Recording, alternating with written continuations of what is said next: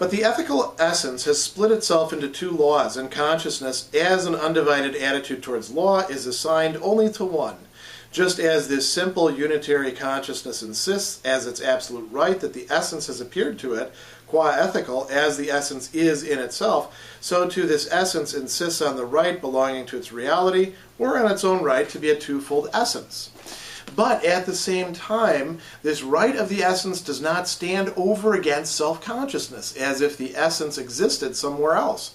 On the contrary, it is self-consciousness's own essence. It has its existence and its power in self-consciousness alone, and its antithesis is the act of self-consciousness itself. For this latter, just because it is a self to itself and advances to action, raises itself out of this simple immediacy and spontaneously splits itself into two. By this act, it gives up the specific quality of the ethical life, of being the simple certainty of immediate truth, and initiates the division of itself into itself as the active principle and into the reality over against it, a reality which for it is negative. By the deed, therefore, it becomes guilt. For the deed is its own doing, and doing is its inmost nature. And the guilt also acquires the meaning of crime. For as simple ethical consciousness, it is turned towards one law, but turned its back on the other, and violates the latter by its deed. Guilt is not an indifferent, ambiguous affair, as if the deed as actually seen in the light of day could, or perhaps could not, be the action of the self, as if with the doing of it there could be linked something external and accidental that did not belong to it, from which aspect, therefore, the action would be innocent. On the contrary, the action is itself this splitting into two, this explicit self-affirmation and the establishing over against itself of an alien external reality. That there is such a reality, this stems from the action itself and results from it.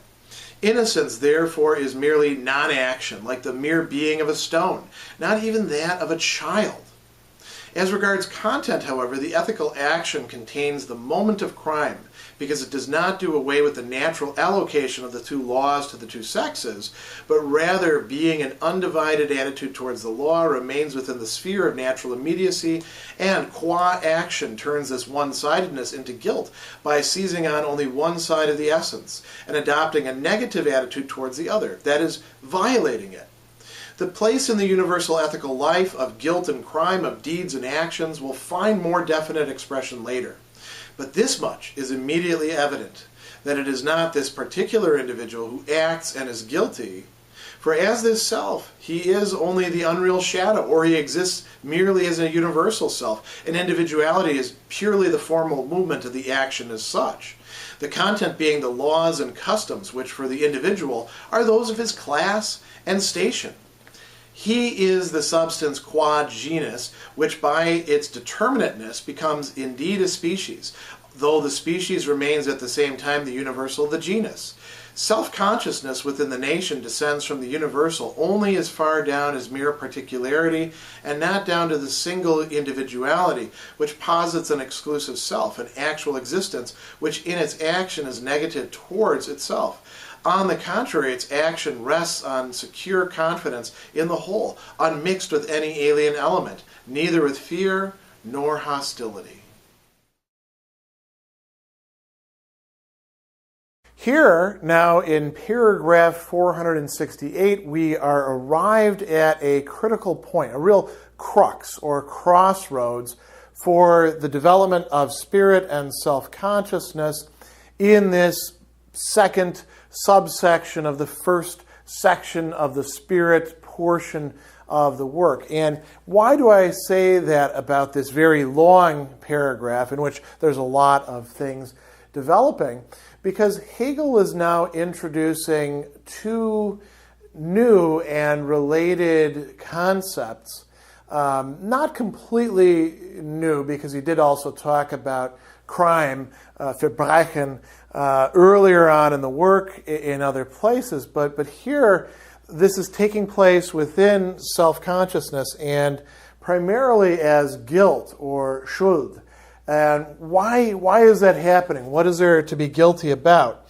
And why is guilt felt in the first place? So there's a lot going on here, and one of the key things that I think I'd like to highlight from the beginning before going into any sort of explication of the text is that self-consciousness, qua ethical consciousness, we've all these interesting qualifications of it as representing the one law. Here, Hegel presents it as, typically with the dialectic, sort of emerging or rejecting or pushing its own other out of its very own self. So we have the logic here of the self-same repelling itself from itself and being attracted in a certain way to its other, to its opposite, to its different. And this is particularly important for this section, because what it suggests is that guilt is not something that comes solely from outside or simply from internalization in a kind of irrational or arbitrary way of something that one doesn't actually identify with. There, in the very ethical action itself, guilt is there implicit, and crime after it. So let's see how this plays itself out. He tells us the ethical essence has split itself into two laws. Okay, no surprise there. We've been talking about this now for many paragraphs. And consciousness as an undivided attitude towards law is assigned only to one. Again, that's sort of, just rehearsing what we've already passed through so many times. And then he says, just as this simple unitary consciousness insists as its absolute right that the essence, the Wesen, what is essential, what is important in the ethical has appeared to it, has, we might even say, spoken to it, given it a law, qua ethical as the essence is in itself, so too this essence, the essence that is speaking to it, insists on the right belonging to its reality, or on its own right to be a twofold essence. So again, not a lot of surprises up until this point, because we've seen that the essence of the ethical substance will break itself into the human law and the divine law. We've gone through a lot of dialectical exposition of what exactly that means, sometimes with a few interesting digressions about death and the nature of government and all these sorts of things. What's the upshot of this? So Hegel tells us now, the right of the essence does not stand over against self-consciousness as if the essence existed somewhere else. So self-consciousness is not there and then hearing the call or having imposed on it what the ethical substance is saying, including the choice, pick one side or the other. No, that is happening within self-consciousness itself. So he tells us, it is self-consciousness' own essence. It has its existence and its power in self-consciousness alone. The ethical cannot be dealt with without taking into account self-consciousness.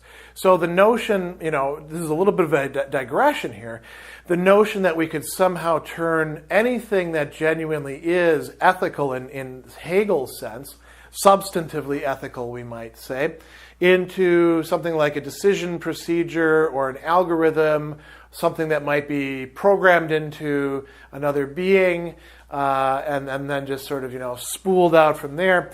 Hegel would say that's fundamentally mistaken. The ethical itself has the very structure of self-consciousness because there is ethics and the ethical only for self-consciousness. Not mere consciousness, but self-consciousness. And when that happens, there's inevitably going to be this splitting that is taking place. So he tells us its antithesis is the act of self-consciousness itself.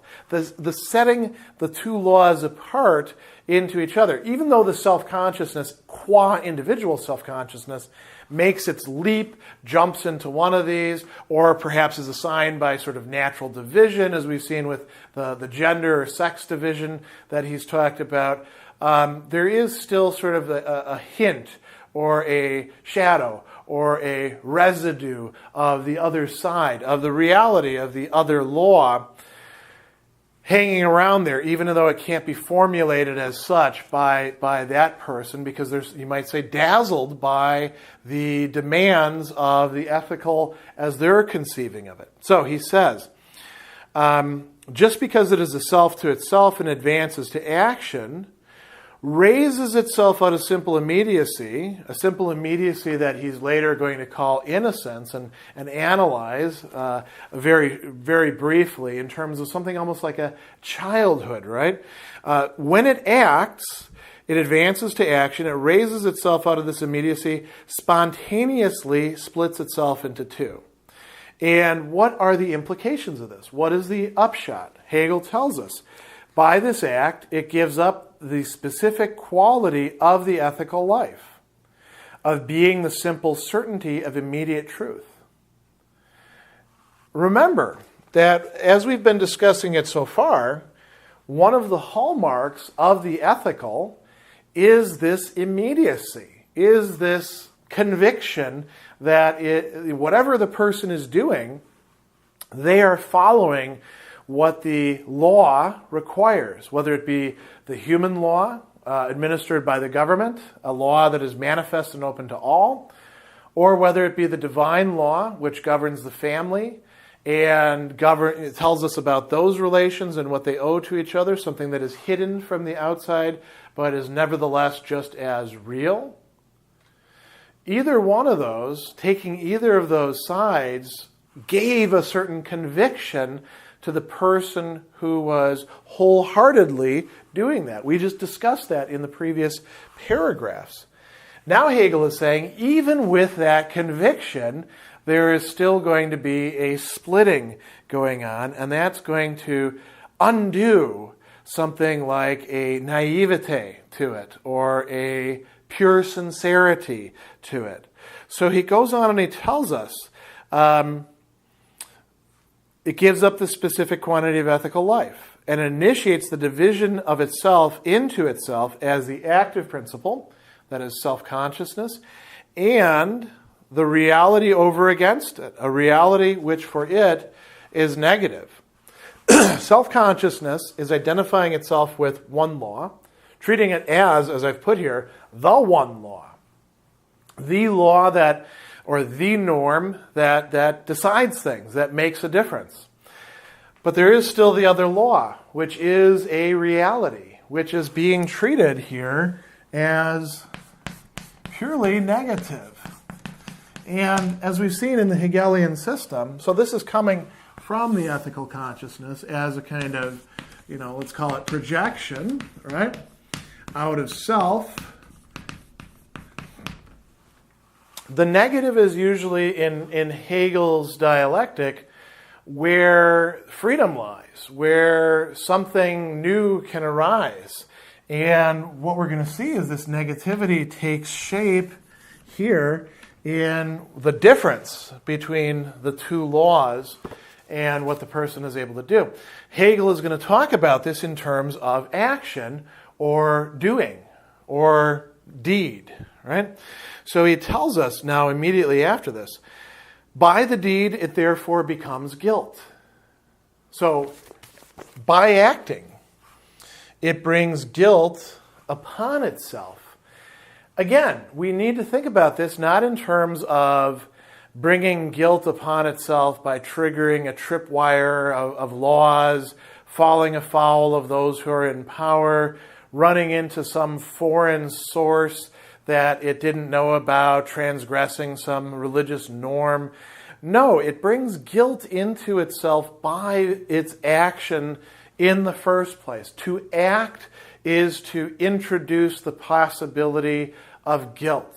One way we might think about this, Aristotle had talked about that one of the differences between the practical and the theoretical, in very, very broad terms, is that the faculties that deal with the practical are dealing with human lives and actions, where things can be different than they are, and can be right or wrong And we don't even have laws that tell us exactly in every single case what is right or wrong. The best we have is hos epitopolou, for the most part. Now, whenever we act, we always introduce Hegel's saying, not just the possibility, but something like an actuality of guilt involved in that action. So he says, the deed, why does it become guilt? Because the deed is its own doing, and doing is its inmost nature. Why is that an explanation? Well, part of what it means to do, to act, to, in German, tun, right? To make something happen, to do something, to affect something. Part of that is to change the universe. And generally, to change it in a purposive way, right? We saw this in the reason section, zweckmäßige, right? Purposive. Hegel thinks that this is central to activity. Well, whenever we do something with a purpose, there's always more involved there. So let's see what that more actually looks like. He says here, guilt also acquires the meaning of crime. Why? For a simple ethical consciousness, it has turned towards one law, the law that it identifies with. But it turned its back on the other. By turning its back on the other law and regarding it as a foreign, alien reality that is standing in its way, it's not treating it as a law, but it's still, in some respect, subject to it as a law. So Hegel goes on and says, it treats it as an indifferent thing, right? And it violates the latter, violates the law over here by its very deed. You might say that the ethical universe is kind of a cramped one where you can't help bumping into other laws, other norms, other ways of doing things. You can't encompass it all within yourself as you might wish to or pretend to. And instead, you end up violating something else that does have the essence of the ethical. So he goes on and he says, this is, guilt, he says, is not an indifferent, ambiguous affair, as if the deed, as actually seen in the light of day, could or perhaps could not be the action of the self, as if with the doing of it there could be linked something external and accidental that did not belong to it, from which aspect, therefore, the action would be innocent. Hegel is saying, no, those are ways in which we do talk about guilt, but that is not what guilt means here. The real core essence of guilt, of Schuld in the German, is that the person, by doing something, has taken on something like a stain. There is some sort of wrongness involved, some responsibility that they cannot evade, they cannot escape from, and cannot merely attribute to something outside of themselves, whether it be the thing that tells them that they're guilty or the thing that's supposed to have made them guilty. It belongs to them, and it is evoked by their action. So he goes on and says, on the contrary, the action itself is splitting into two. Explicit self-affirmation.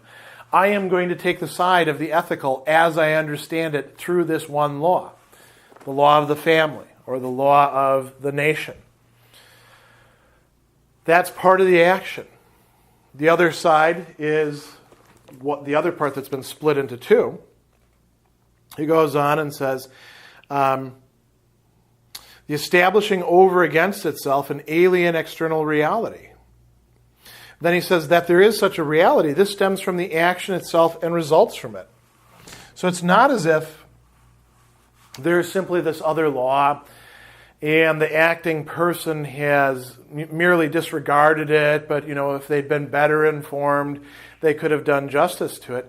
No, by the very fact of not just taking this side, but acting in favor of this side, they, you might say, bring to the fore the claims of this other law, which does exist. It's not as if it's merely a projection of self-consciousness. It is there for self-consciousness to encounter. But its force, what it is that allows this law to convict the person as engaging in crime, that the force of that is indeed coming from self-consciousness, whether self-consciousness realizes it or not. So Hegel goes on and says, innocence, the opposite of guilt, Unschuld, right, in German. Innocence is merely non-action, like the mere being of a stone, not even that of a child. This is a very interesting thing to say. We usually think of children as innocent, don't we? And we talk about them that way. Oh, somebody stole the innocence of a child. This is so horrible. That crime is worse than any other. Hegel does not say here that even a child has innocence, but innocence is, in a certain sense, a lack of being able to present reality and to modify or to stake out reality through action, through doing, bringing on oneself the guilt that is involved. So he says, as regards content, the ethical action contains the moment of crime. Why? Because it does not do away with this natural allocation of the two laws to the two sexes, but rather, being an undivided attitude towards the law, remains within the sphere of natural immediacy, qua action, turns this one-sidedness into guilt by seizing on only one side of the essence and adopting a negative attitude towards the other, that is, violating it. So what is it doing here? It adopts an attitude that makes this negative and then treats it as a negative. It negates it, and what results is guilt, a sort of complex negativity. There's a lot going on here in this passage, isn't there, once we start unpacking it? So what else can we derive from this? We now have guilt, crime within the very ethical action itself, because one law is being respected and one law is being violated at the same time. It seems like a tragic situation. Hegel goes on, and he tells us that the place in the universal ethical life of guilt and crime, deeds and actions, is going to find more definite expression later. He's saying, I have just introduced these concepts. We are now going to work with them. And you'll see this happening in the next two paragraphs, for example, and then further on in here. But he says, this much is immediately evident. It is not this particular individual who acts and is guilty. For as this self, he is only the unreal shadow, or he exists merely as a universal self. Individuality is purely a formal moment of the action as such. So what's important then if it's not just the individual? He goes on and he tells us, the content is the laws and customs, which for the individual are those of his class and station. Hegel is talking about people who exist within concrete social contexts, we might say. Those which have been given to them by their society and by the generations that they belong to in their family. So it's not just as any old individual. It's not just as individual as such. It's rather as an individual who is rooted within some sort of community, within some sort of history, that this dynamic can really play itself out. That's not to say that this could not apply to, say, an exile, right? But an exile is an exile in a new place from an other community. So there's still that attachment there. Now Hegel starts to get very metaphysical with us. He says, he is the substance qua genus, which by its determinateness becomes indeed a species, right? So substance qua genus, higher level of abstraction. goes to become a species. The species is a lower level of abstraction. Traditionally, the way that the distinction between genus and species had been made was that the species is what unites individuals together, and the genus is what unites species together in the same sort of relation. Of course, in dialectics, it gets a bit trickier than that because, as we're going to see right after this, Hegel says that the species is the universal of the genus, which is almost the opposite of what we would expect then, right? So he tells us self-consciousness within the nation descends from the universal only as far down as mere particularity, not down to the single individuality, which posits an exclusive self, an actual existence which in its action is negative towards itself. So what is the difference there? What is the distinction he's making between particularity and single individuality? Single individuality has this force of the negative, not only towards the world, but also within itself. It is truly for itself. Hegel says, on the contrary, its action rests on secure confidence in the whole, unmixed with any alien element, neither with fear nor hostility. We are dealing with particular perspectives available within a community. So that is where the conflict is going to take place. Does that mean that we're not actually talking about individuals? No, of course we're talking about individuals.